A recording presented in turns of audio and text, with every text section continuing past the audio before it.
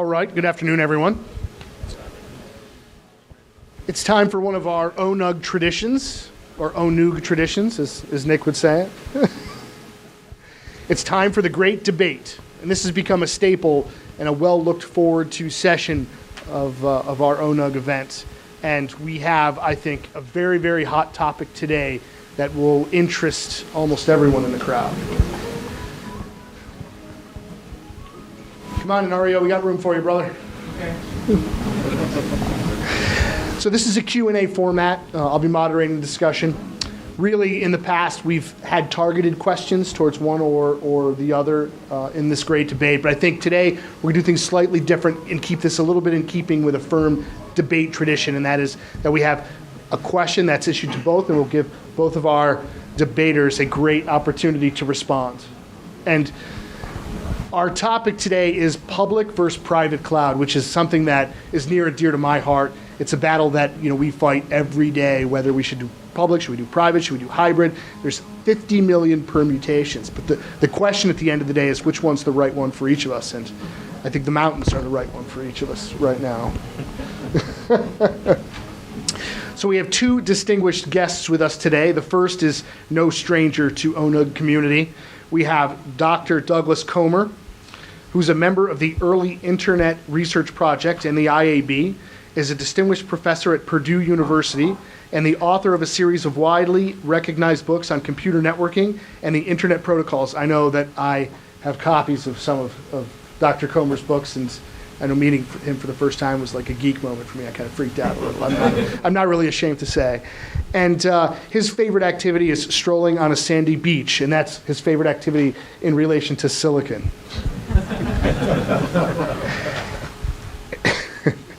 And we have with us Bill Coughran.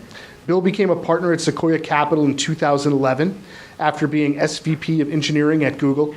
Bill enjoys mentoring founders and leaders at young technology companies. All right, now we're running a little behind, so we'll kick it off. Leading us off, I think you're really championing, if the buttons are any indication, the private side of the discussion. All right, please, sir. Okay, so I'm giving you the answer.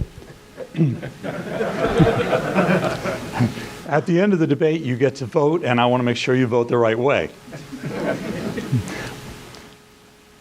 But let's face it, the real question is, should you stay private or go public?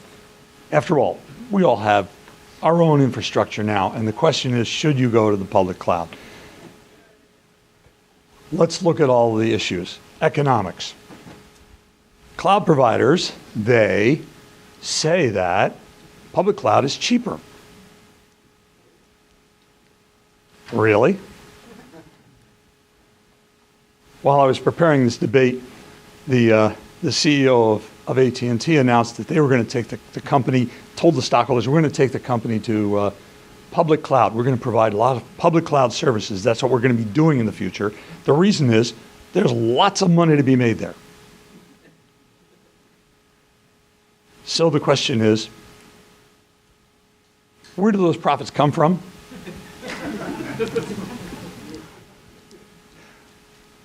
If there's a lot of money to be made, well, anyway, the second thing that they say is, they say, we are better because we have lower cost per unit. After all, we've got a huge infrastructure, and we'll pass the savings on to you.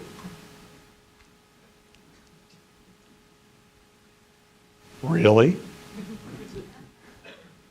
Well, maybe you missed a little thing that appeared in the New York Times on April 11th, in which Matt Woods was bragging, hey, stockholders, we're going to do very well because, when we get lower prices, we use that to our advantage. But then again, maybe you've never dealt with a supplier and believe everything that these guys are saying. I would like to say that mom and pop shops can benefit from this, and I would like to know. Oh, sorry, nobody's here. Openness.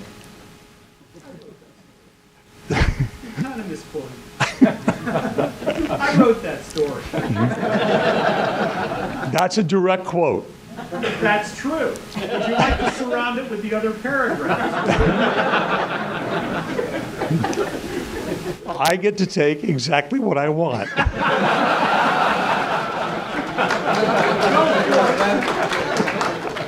After all, that's what the press does to me.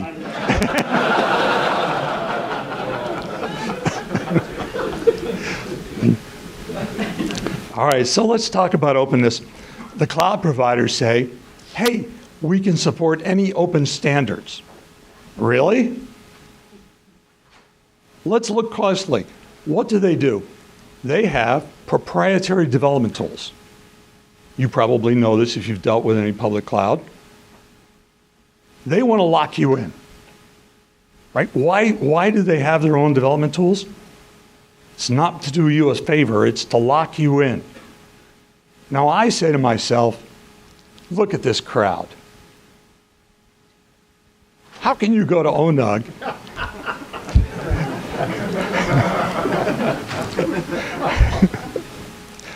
you got to be wary of any cloud provider that wants to lock you in.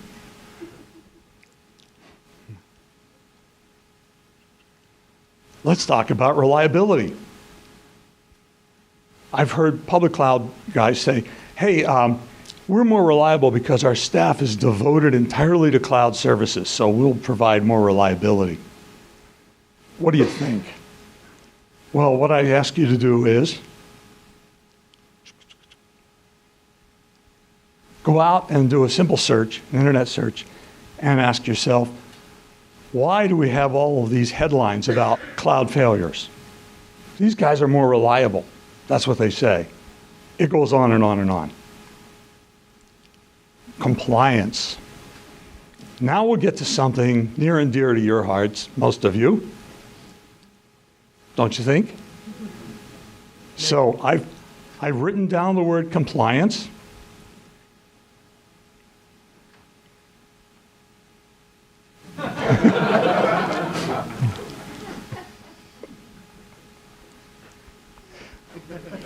I don't know what's a big deal about this compliance thing.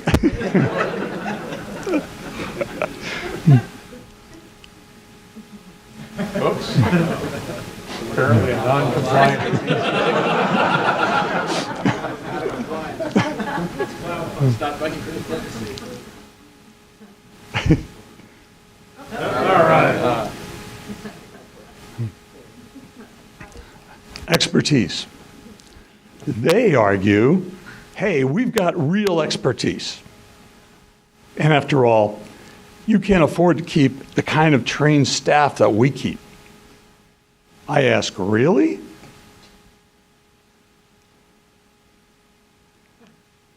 Of course, you're going to need some private cloud.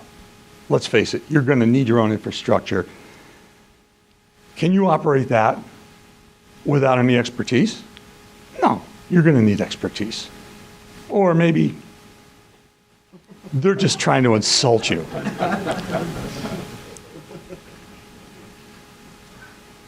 But I have some really good news for you. In terms of expertise, there is no secret sauce.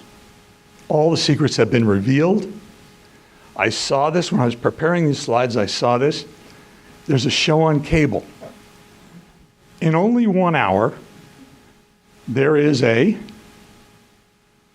electrician who will tell you everything you need to know about installing and wiring switches. It's true. That's actually a show. They said everything you need to know about installing wiring. And then in another hour, there's a carpenter, and the carpenter will explain the safe use of routers. I asked myself, is there anything else to a data center?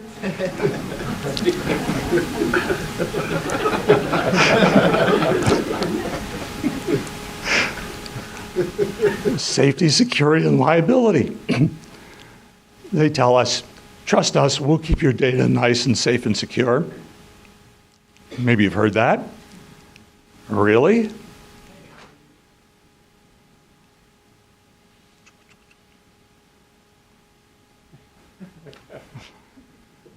I love these things.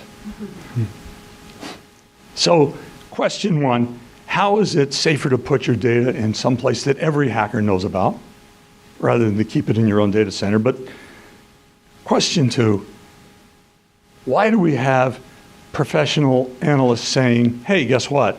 Public cloud is not safe. Beyond that, you have to read the contract. You know, when I'm teaching students how to use electronic parts, there's a mantra we say, read the data sheet. You have to read the data sheet to find out exactly what the voltages are, and read the contract. What does your cloud contract say?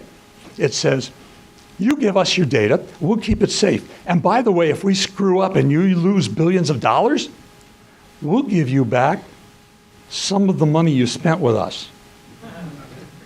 You think I'm kidding? Read the contract. They don't have liability. If you give them your data and your company loses $1 billion, guess what? Does this make any sense at all? They say, everyone else is moving to public cloud. It must be good. You'll be left behind. Of course, you already know the answer to this one. If I can get this thing to come up.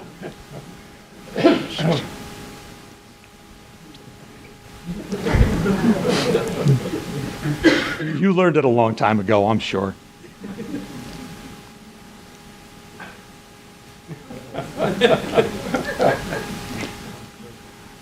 So, with apologies to Joni Mitchell, I want to look at public cloud from both sides.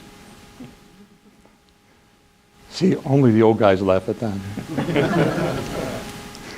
There are two saving graces, and I want to make sure that I acknowledge them before my opponent gets a chance.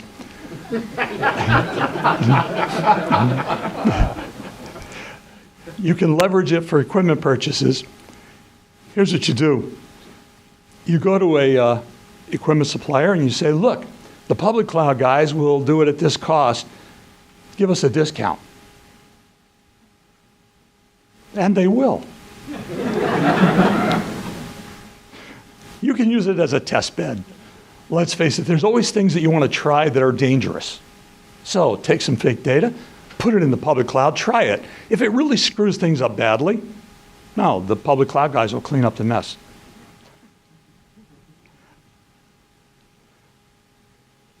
Summary, public cloud has lots of drawbacks. You'll be sorry, and you'll be locked in. So,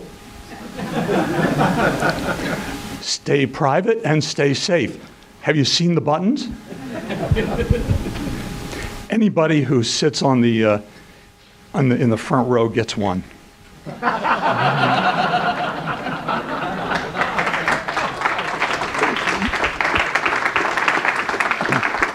The rest of you can pick up your button outside.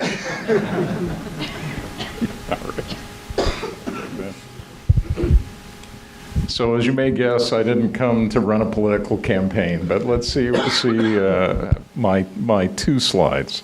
So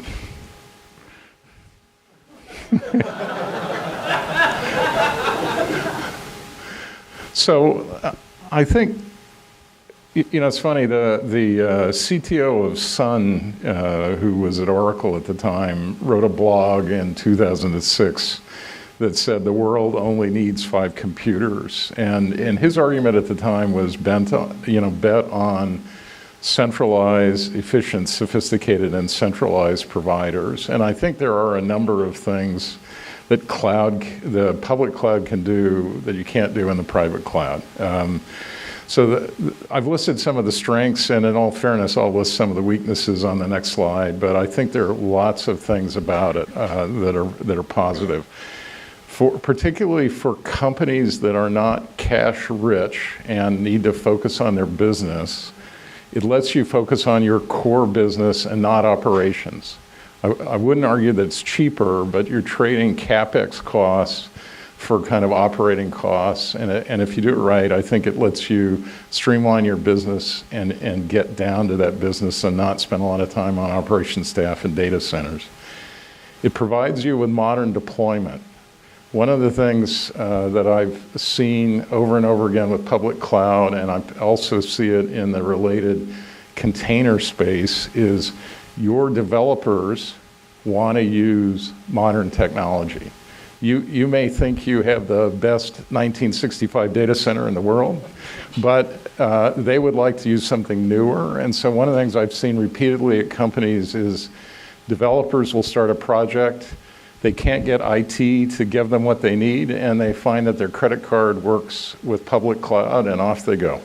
And the next thing you know, the company's being asked to buy some public cloud capability. The capacity in these public clouds are elastic. The big providers have millions of cores, so they have a lot of capacity they can bring to you. One of the things that we're starting to see is the introduction of services you can't get, in my opinion, elsewhere, like state-of-the-art machine learning and AI capabilities that you can't easily build inside of enterprises. These are all things that public clouds can bring to you. I have a contrary view about security in the sense of, yes, I think any institution can be hacked, but one of the things I've discovered over the years of working here in Silicon Valley, almost every private cloud gets hacked too. And one of the things that public cloud people are doing is they're devoting hundreds of people to build specialized systems to defend the public cloud. And that's something that it's very hard to duplicate in a private cloud setting. And so I actually think security can be better. I think the last point I'll make is efficiency. One of the things the big public cloud providers do is they can build computing and storage at a scale that's very power efficient. And I think one of the things that people are beginning to realize is one of the nastiest businesses in the world in terms of energy consumption is computing.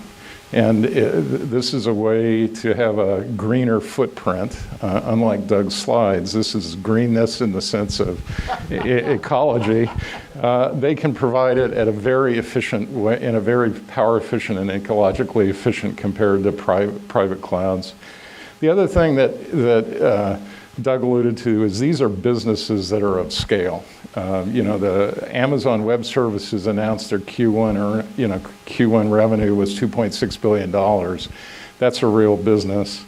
Google and Microsoft are in a race for number 2. They will fight each other on pricing, and that's a good thing for people using public cloud.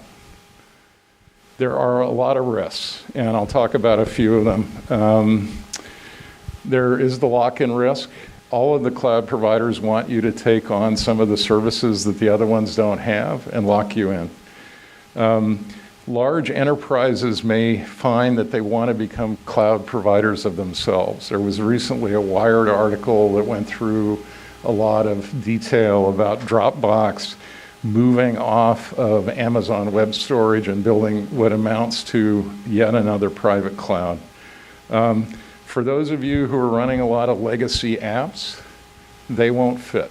The public clouds have not been very good at dealing with legacy workloads. The two biggest issues that I see with public cloud that I struggle with on some of the boards I'm on is data sovereignty and regulatory issues put together. One of the things with public cloud is they work largely by economy of scale. And if every small part of the world wants to have the data in the locale, it's going to be very hard to do that.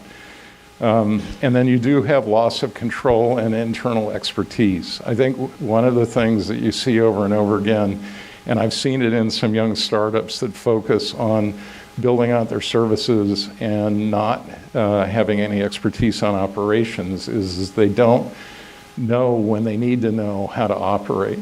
And so that's something you do have to build up some internal expertise. But I think public clouds provide a very fast way and a very fluid way to get into business and stay in business. And I think it provides a modern development environment that you just can't see with a lot of legacy systems. And with that, we'll go to questions.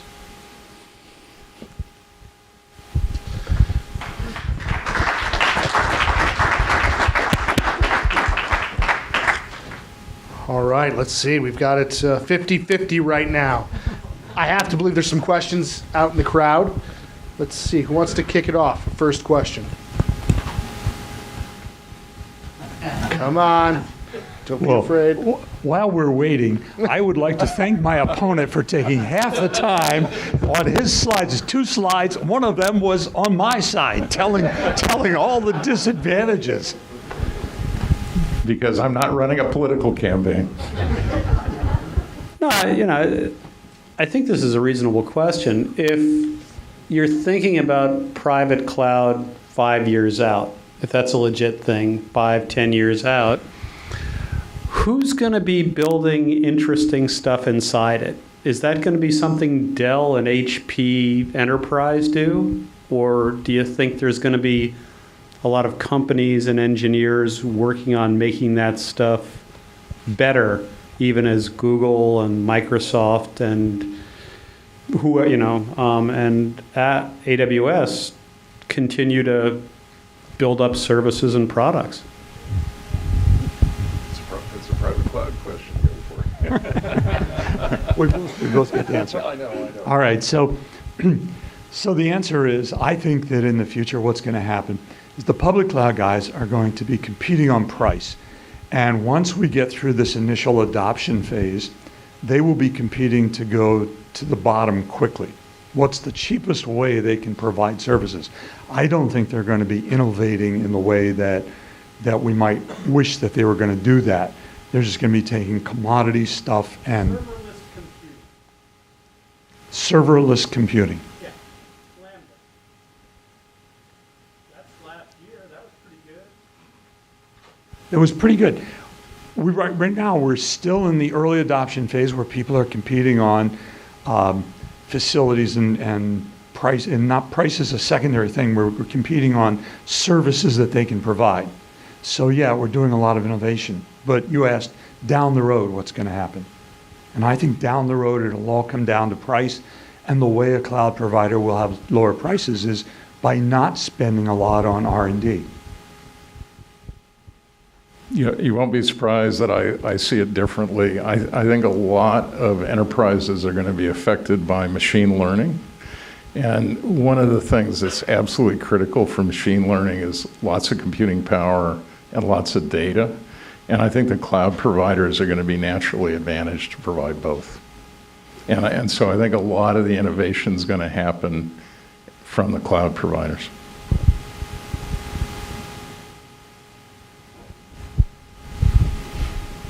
Yeah, actually, we had a customer with use case genomic sequencing in the biotech industry. And they were looking at building hardware on-prem, and it was going to cost them about $10 million. And we did an analysis for those guys. And we found out that they could do all their genomic sequencing workloads in Amazon at about $150,000, $200,000 per once a quarter. And they take all that data and they bring it back. And then when they needed more science to do in the next quarter, they spent another $200K. And over the course of 3 years, when they would go to refresh that hardware anyway, the cost was just blown out of the water. So I think it's really a use case dependent argument versus just using Amazon or Google as a colo or something along those lines, which I think a lot of enterprises fall into that bucket of, I'm going to treat Amazon like it's just another colo. I'm going to go build my Exchange server out there. I'm going to build my web servers out there. We discourage our customers from doing that because it's a bad way to consume cloud. But if you're building your application around those services and products that these cloud providers provide, or you just need, instant global access to your customers or whatever it is, then I think it's a better investment than necessarily buying facilities in China or potentially buying servers that you're going to use once a quarter to process a bunch of data and then not use them for the rest of the quarter. So.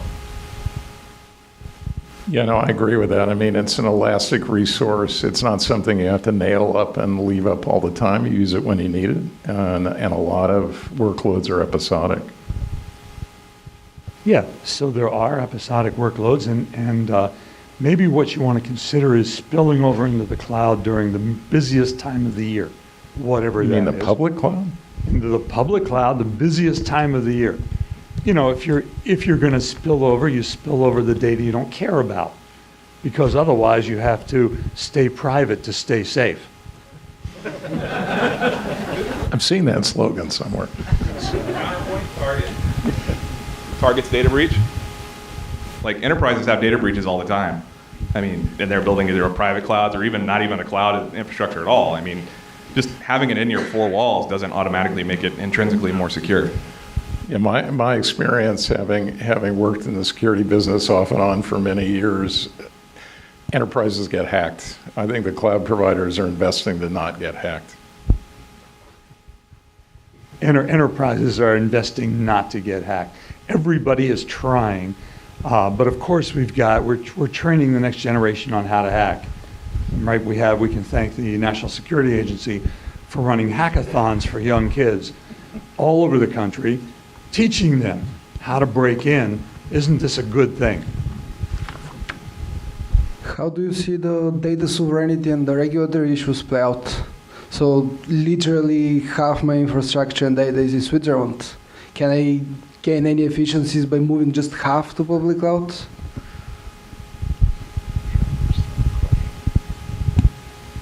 Could you repeat the question? I'm not sure I fully understand it. So you mentioned the data sovereignty and regulatory issues, like by regulation, I'm from Credit Suisse, we have to keep Swiss data in Switzerland. Okay. How do you gain any efficiencies from public cloud, and how do you see that play out in the longer term, both of you? Yeah, so I was trying to be quite candid. I think the public cloud providers benefit from economies of scale. If they have to build small data centers, that will hurt their business. So I think, particularly for smaller nationalities, it's going to be a challenge. In other words, it's not going to happen. They're not going to put a small data center in every small little fiefdom, wherever it is. And so let's face it, I win. But I think all the Swiss are going to vote against you because they don't like to be called a fiefdom. So.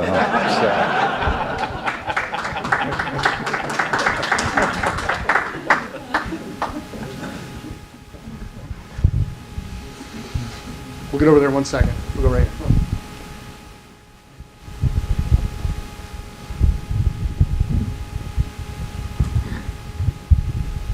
I think the argument for the private cloud is somewhat compelling when you think about the fact that the hardware will get commoditized. But there's a whole nother thought, which is the whole infrastructure. I mean, how does the private cloud actually compete against the building of the data center in a more efficient way? I think that's probably the piece that will keep it more cost effective for the public cloud over time, unless you've got some great facilities guy or some way that can build a smaller organization and still be effective from an energy perspective. So what's your thoughts?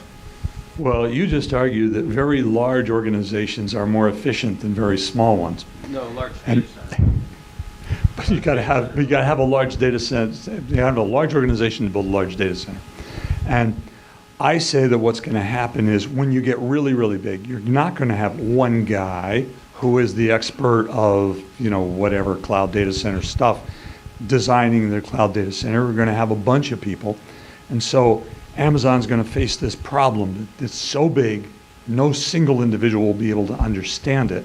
And therefore, they will face the problem of having to divide it into smaller groups. That's going to be essentially enterprise-sized pieces. Now, they can share expertise, but the fact is they're going to have to manage it by dividing things down. It's the way humans manage large-scale complexity. I don't think they're going to have any huge advantage over very large enterprises. Of course, they're going to have an advantage over a mom-and-pop shop.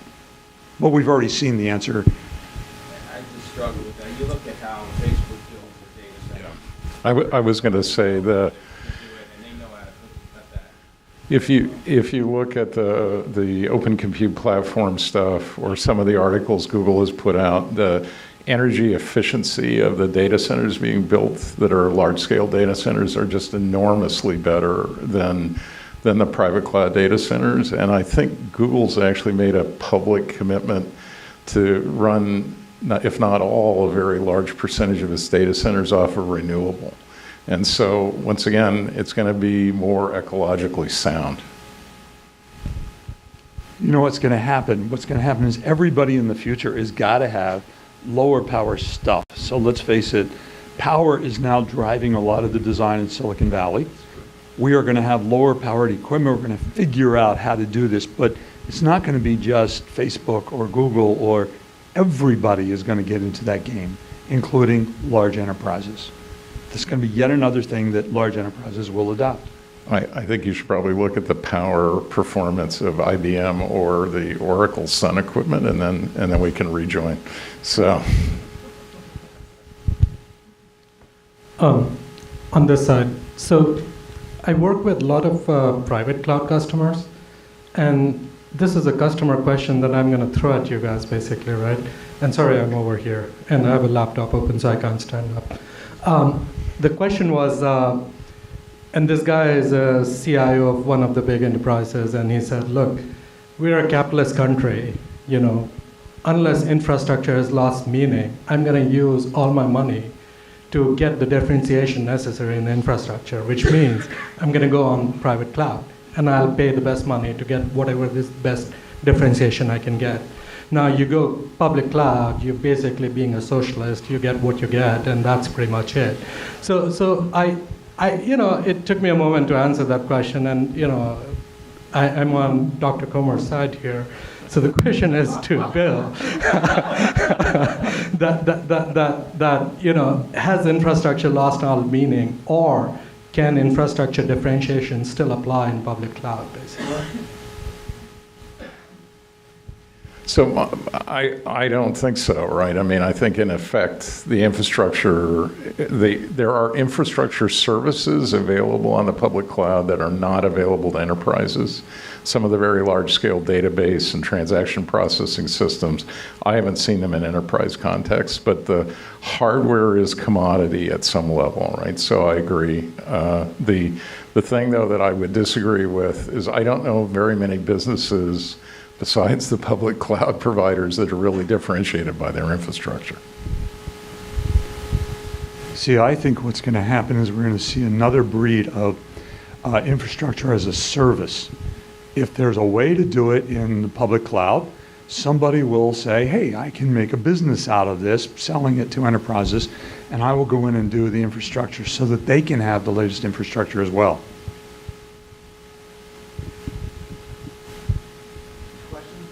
When will the Social Security Administration put their servers in the public cloud? Get him, he's the one. My impression was Social Security is still using punch cards. It may take a while.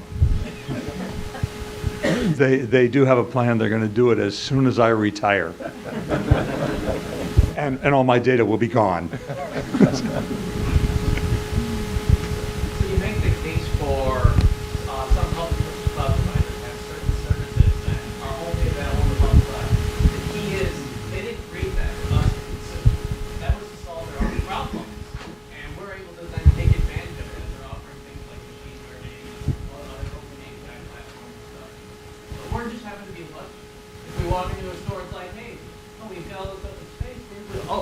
Shop. You walk into Walmart, they open up a pharmacy and an eye care thing.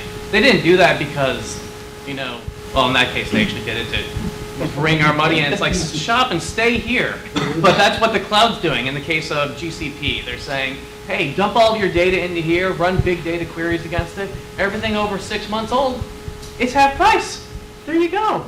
And that makes a special use case benefit for public cloud. But from a private cloud standpoint, when you're trying to keep everything controlled inside your own premises and be able to, you know, have that lock and key, it's got its special case for the special use cases, machine learning, open API related stuff. But do you want all of your financial data to be sitting out there, you know, wherever you happen to be managing and being responsible for it, albeit some cloud providers are a little more conscious and more controlling on how well they protect that data versus others, I guess? Yeah, so it's certainly the case that most of the services that have been built by the cloud providers have been things for their own use, and they're opening them up. I will say, you know, I was at Google for a number of years, responsible for a number of things, including security. Google went through a period where countries started to attack it, and it's actually gotten pretty good at repelling countries. I haven't seen very many enterprises that know how to do that. There was actually a very good talk, if I figure out a way to communicate best with the ONUG community, that was given by the NSA director who's responsible for offensive technology and work, gave a talk recently at a security conference explaining what he would suggest that we all do to make it harder for them to break into our systems. I suggest everybody watch that. Google already knows all that stuff.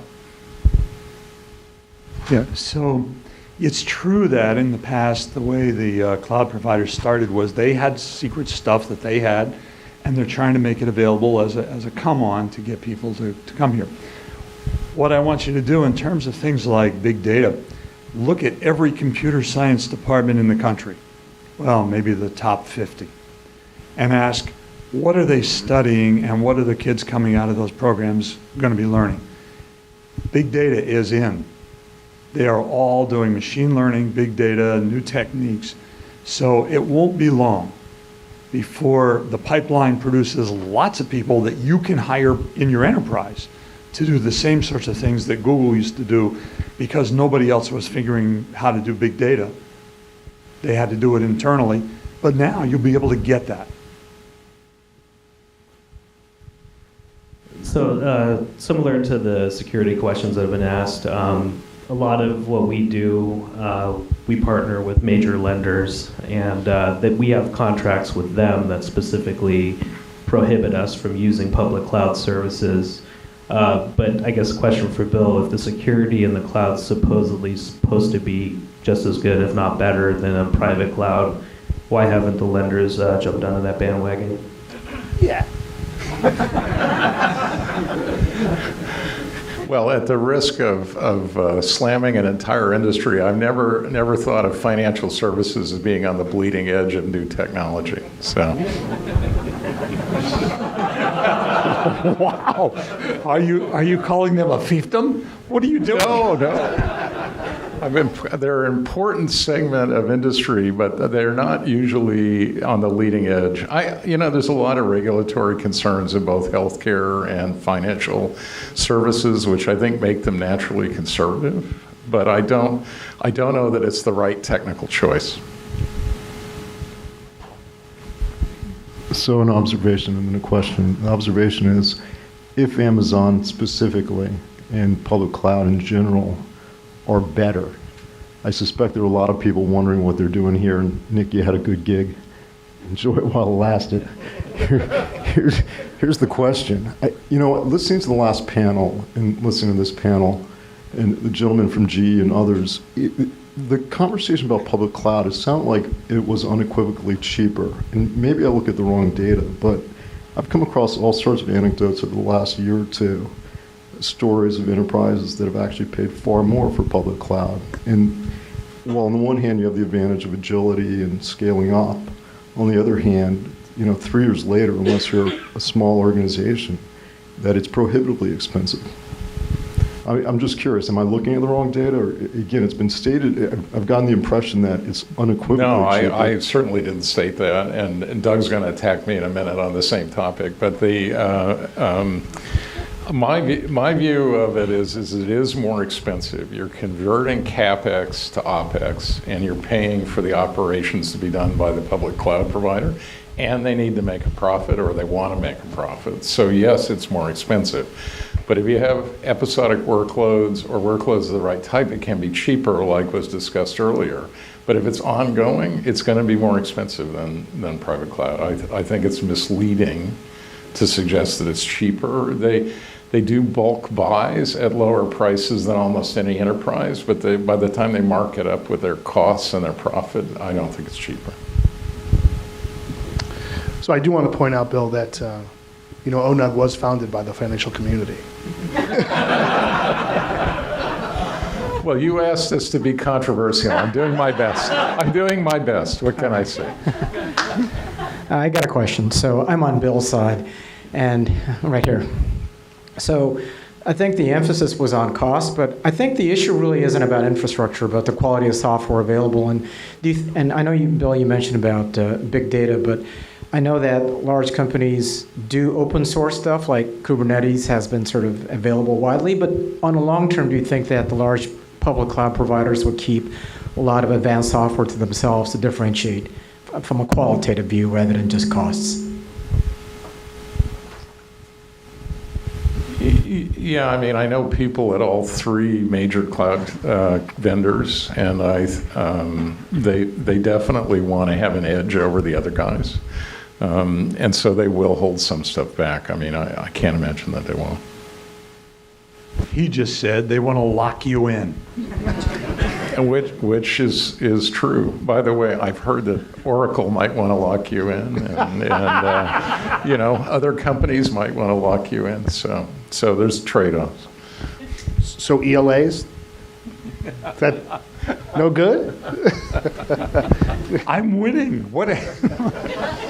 So here's a good one, right? So we've looked at this from a black and white standpoint, right? Let's have your commentary around hybrid cloud. Is it is it really telling the story around private cloud? Is it really helping private cloud get to public? Where does that fit into the landscape of this debate? Hybrid cloud was represented by this chair right here, and no one filled it because it's completely undefined. It's a nice marketing term. Hybrid cloud. Now you get the best of both worlds. And in fact, hybrid cloud really means the worst of both worlds. But nobody wants to say that. They all want to have the marketing term, right? It's good stuff.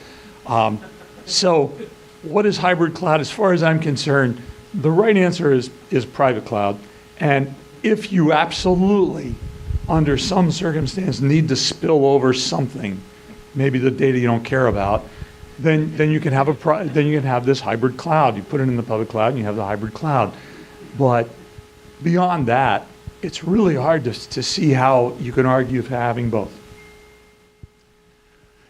Yeah, it's interesting. I know a number of large enterprises, and I think I said this briefly earlier, where they have a lot of production services that they're running in hardware and systems that they own, private cloud. But the developers all want to be doing stuff with new tools, new languages, and in a more modern deployment model, and they're trying to run on the public cloud. So I see a lot of companies doing new development on the public cloud, and poof, they have hybrid cloud by some definition. So, a question over here. I wanted to ask about percent market share. If you look out X years, let's say 10, just for argument's sake, I read the public cloud is about 10% market share right now. I don't know if that's approximately correct, but Doug and Bill, in 10 years, what percent of the market does public cloud have? Bill, you can't say 100. Doug, you can't say 0. It's a share taker. It's growing faster than IT. Where's this headed? That's an economic question, and I'm a professor. Well, okay, wait a minute. You got him in a box here. I'm a professor. And I can answer technical questions, but I can't make economic predictions. There are people around who can make economic predictions. As far as I can see, we will have more public cloud in the future, but it won't be that an enterprise gets split up. It'll be that lots of small places start using the public cloud. And that will be the real market out there. The largest enterprises will stay private. That's my prediction. Yeah, my experience is young startups are almost always starting on public cloud. So my sense is the percentage is going to rise. It wouldn't surprise me if in 10 years it's 40, 50% of it. The other thing is because of the efficiency of the data center approaches, I think you'll find a much higher percentage of the computing for a relatively small number of servers will end up on the public clouds because they run their their data centers at a much higher efficiency level than most enterprises do. So you will see, I think in terms of workload, a big portion of the workload ending up on public.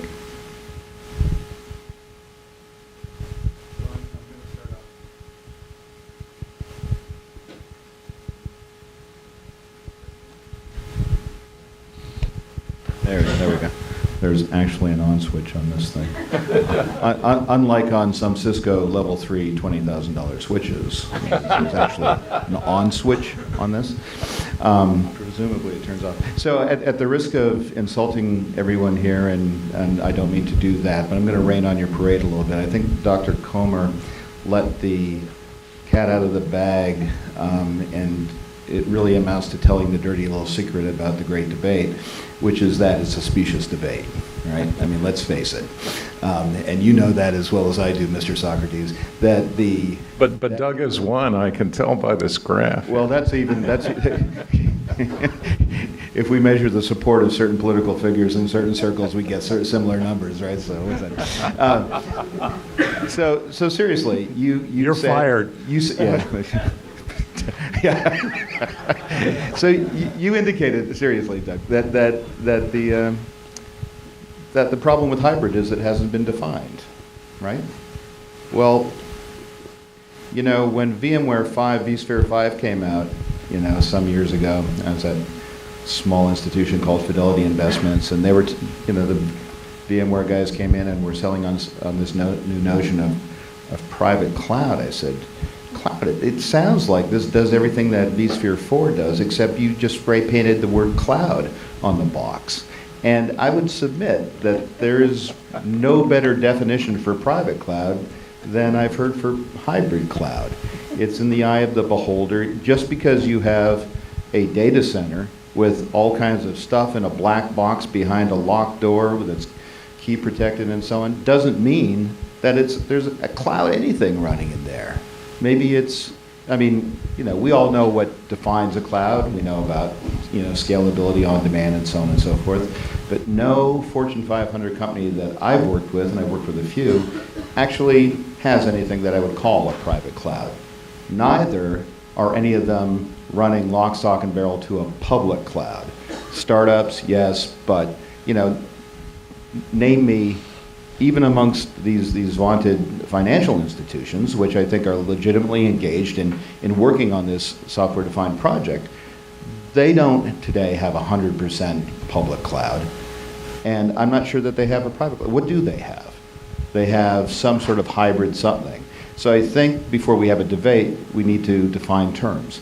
And I don't think you've done that. The two of us will now do what the entire industry has been unable to do. We will define cloud. Okay, so do I get a severance package on my way out? I mean, or is this just a... It's interesting. One of we were joking before the session started that private cloud is a relabeling of your old data center, right? And your old co-location services and your legacy systems. When I think of cloud, I think of something that has a lot of elastic modern deployment characteristics, which the public clouds have done. I think a lot of enterprises are struggling to bring that same technology, but I think into what they call private cloud, and I think people are trying to do that with containers, with open networking, and with other kind of modern technologies. It can happen, but I think a lot of enterprises are caught by their legacy applications and systems. Yeah, I think the whole term cloud, in fact, the first time I heard it, I was I was stunned. I asked people exactly what does it mean, and they couldn't tell me.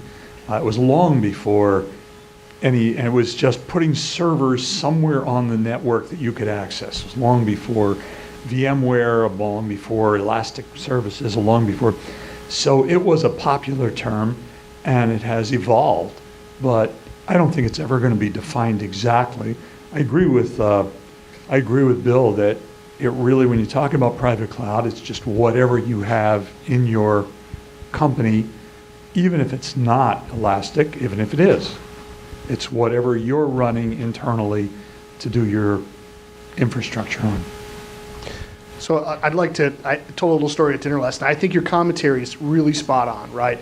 It doesn't, everyone wants to be a part of this cloud thing no matter what it is. And, I've hopped a few jobs in my day, and they call private cloud whatever it is they have inside. They kind of rename their data center. I think the aspirational component of getting to cloud is why this discussion is so important, right? And I think the contrary side is really important in order to bring that to light. And the funny story that I'll share with you real quick is, I get to a place and they'll say, hey, we've got this great, virtualization stack, right? We've got VMware with EMC storage, right? And then invariably another business will come along and say, these guys are really stupid. They don't have any idea what they're doing.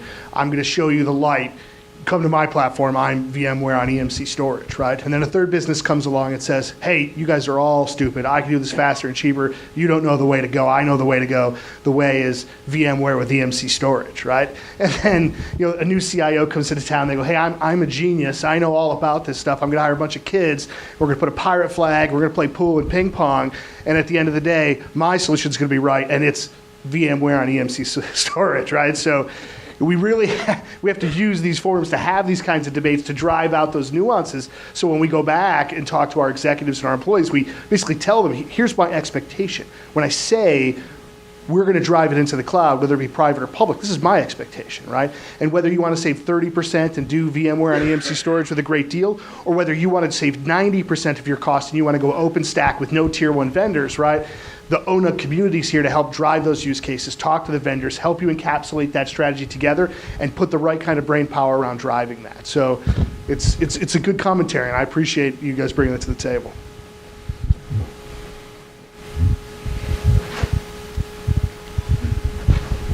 Just with your talk around containers, do you see that, along with Kubernetes and some of the other technologies out there, as making it easier to migrate from a private to a hybrid or public cloud, just because it kind of abstracts the whole infrastructure beneath it? Yeah, so Google actually moved to containers quite a while ago. We got a lot of advantages and got a lot of mobility and flexibility in the services internally. So I'm anticipating that containers will roll through industry over some period of years. It'll take 10 years, I'm guessing, but it does allow a lot of flexibility. And of course, the other thing driving this is a number of people are not excited to pay what they call the VMware tax anymore. Yeah, so I agree. Containers are a fun new technology, and they do add a lot of flexibility. I think we still need a major rewrite of the whole networking part of this to allow the movement of what we now think of as IP addresses, whether we keep IP addresses or some other similar idea, be able to move them around and have the network adapt to the new location automatically so that we don't get this horrible overhead. And by the way, I think running BGP and the top of rack switch seems completely, out of my realm of possibility for me. It was always... Tread carefully, sir. Tread carefully. It was always the inter-autonomous system protocol. We knew why it was defined. I was there. We needed this to solve a problem. Great. And now we've adopted it in data centers. And maybe it's the only thing around that works, but I think what we're doing is retrofitting really old stuff, and we need to rewrite the underlying network infrastructure so that we can have containers be more flexible and faster. Let me throw another curveball at you guys. We've been talking about production workloads up to now, but on average about 60% of all the workloads we have are development workloads. And while I do have regulatory issues with the production data, there are no regulations about development. What do you think happens to those workloads? They stay private or go public? Well, based on interaction with a bunch of companies, I do see dev and test workloads often running on public clouds, because it's can be a very developer-friendly environment. And one thing I'll point out is VMware started what's now has been an incredible business with dev and test workloads. Yeah, so a lot of people are putting their development stuff out in the cloud. And I think what's going to happen is sooner or later, we're going to be reading a newspaper headline that says, Trojan horse was planted in somebody's software because A broke into the cloud, got into their thing, changed and planted the Trojan horse, and then years later, the Trojan horse gets exploited. Got to keep those NSA guys under control. All right, we're reaching the end of our time today. Any final comments? I think we're... So my biggest challenge with the public clouds is innovation and integration, right? So we have a pretty sizable Azure footprint, and the problem we run into is we can only innovate as fast as Microsoft allows us to innovate, and we can only integrate what Microsoft allows us to integrate. And if we look down the road, right, and I appreciate what you're saying about innovation slowing down, because when I look at my tier 1 service providers today, their ability to innovate, specific to like carriers, right, they innovate incredibly slowly because they have such a huge plethora of things to support, right? So I'm just curious kind of how that all plays out. If we look down the road, what happens when they sunset some critical piece of something we consume and we're just kind of left holding the bag? And partners like, I don't want to name any partners, but we all know who we're talking about, right? The tier 1 folks decide some product is end of life that's critical to my business, right? So, and we're not seeing that today. It's very focused on the private cloud space. But given time, they're going to offer more and more capabilities. They're going to get more and more spread, right? And I think we're going to start to see the same problems we see with the major manufacturers, the major circuit providers in the private cloud space. But, I mean, to each of you, what's your comment there? I agree. It's going to large. Every company starts out with great innovation. They're going to build the best and the greatest. And then they get to this large size and they slowly ossify, right? I won't name any companies that I might have worked for, but that's what happens. And you don't get the innovation all the time. And then they bring in the MBAs who say to them, here's how you optimize profits. And the answer is never put a lot of money into R&D. I fought the battle and I lost. You know what I'm talking about, right? So they don't want to put the money into R&D. They want to put the money into minor little improvements on what they already have. Just change the parameter a little bit, and keep the line going. And that'll happen in public cloud. I mean, with public cloud, you're outsourcing, like you'd outsource to a vendor, right? You buy a storage system, you buy whatever, and you're trapped by whatever the progress is of that storage vendor. So I think, and part of the reason I like being in Silicon Valley is part of the goal of the ecosystem around here is to destroy old companies and create new ones. Let's do more of that. All right, we've reached the end of our time on this great debate. Any final closing comments? Well, I did what Doug asked and threw it, so I assume he's going to pay me. Yeah, he should.